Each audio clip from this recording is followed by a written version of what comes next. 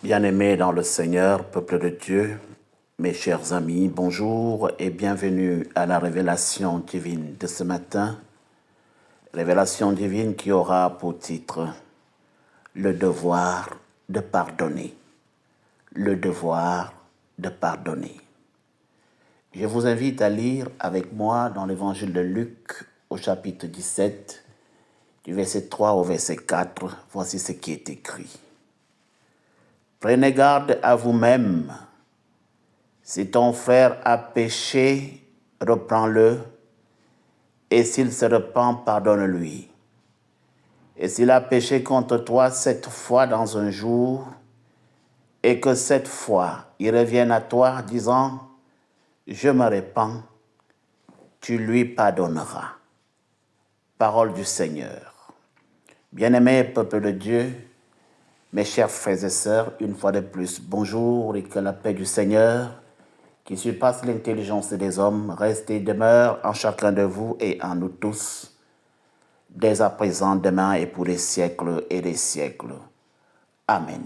Pour vous servir ce matin, je suis le pasteur Fonky Evinondois.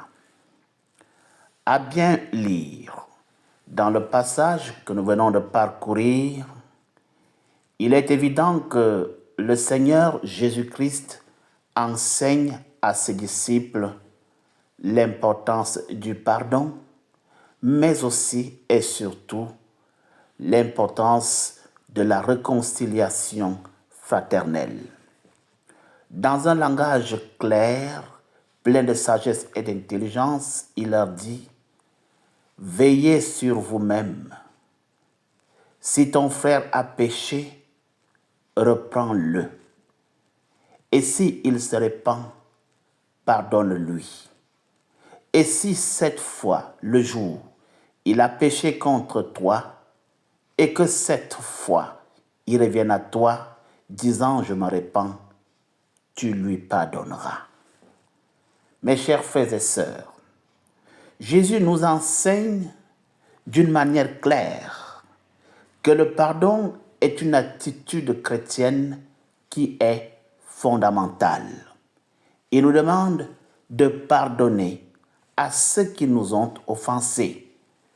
Il parle d'un pardon putatif, non pas 1 ou 2 fois, mais 7 fois en un seul jour. Cela signifie que nous devons être prêts à pardonner sans limite, mais surtout sans condition. Mes chers amis, Jésus précise que le pardon est conditionné. Cependant, il est conditionné à la repentance de la personne qui a péché. Cela veut dire, d'une manière claire, que si quelqu'un se repent et reconnaît son erreur, c'est alors que nous nous devons de lui pardonner. Mais si quelqu'un ne demande pas pardon, au contraire, il continue à vous insulter, il continue à afficher un comportement arrogant, là, ça devient une autre histoire. La repentance est donc, selon les propos de notre Seigneur Jésus-Christ, une étape essentielle qui nous amènera plus tard vers la réconciliation. Et lorsque je parle de la réconciliation, je dois dire que c'est un processus. Oui, la réconciliation ne vient pas du jour au lendemain. Ce n'est pas parce que tu es venu me dire pardon et moi je te pardonne que tout à coup on redevient amis. C'est un processus qui nécessite donc des efforts de part et d'autre. Ce n'est pas les efforts d'un seul côté. Chacun de nous doit faire un effort. Toutes les parties impliquées doivent fournir un peu plus d'efforts.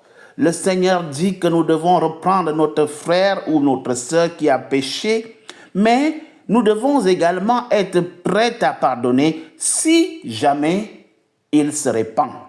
Cela signifie, mes chers frères et sœurs, que chacun de nous doit être prêt à écouter, prêt à comprendre et surtout prêt à pardonner. Car c'est là les maîtres mots qui peuvent nous amener à la réconciliation. Cela veut dire, mes chers amis, pour me résumer, que nous devons apprendre à pardonner sans limite, chercher la repentance et surtout être prêt à la réconciliation. Je suis persuadé qu'en suivant ces principes, nous pouvons vivre des relations plus harmonieuses et plus aimantes. Et c'est alors que nous pourrons refléter en effet l'amour et la miséricorde de Dieu envers les autres, car c'est à cela que nous avons été appelés. Mes chers amis, prions ensemble. Dieu Tout-Puissant, nous te disons merci pour ton amour et pour ta miséricorde envers nous.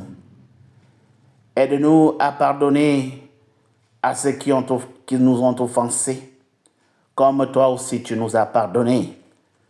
Donne-nous la force de reprendre nos frères et nos sœurs qui ont péché, mais également de leur pardonner s'ils se répandent. Nous voulons te prier, Seigneur Dieu, afin que tu nous aides à être des artisans de paix, des artisans de réconciliation, des artisans de l'écoute, de la compréhension, mais aussi et surtout du pardon. Remplis nos cœurs de ton amour et de ta compassion, afin que nous puissions refléter ta lumière dans un monde qui a besoin de ton amour.